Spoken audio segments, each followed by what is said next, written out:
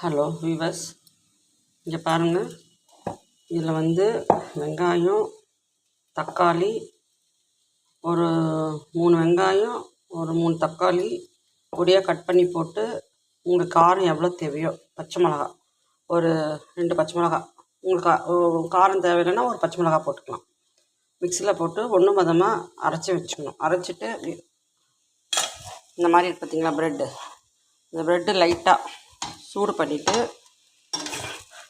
அந்த ப்ரெட்டுக்கு மேலே இந்த இது அரைச்சி வச்சுருக்கீங்களா இந்த விழுது, இது இந்த ப்ரெட்டுக்கு மேலே தடவி உன்னையும் பின்னியும் லைட்டாக செவந்ததுக்கப்புறம் எடுத்து சாப்பிட்டிங்கன்னா செம டேஸ்ட்டாக இருக்கும்.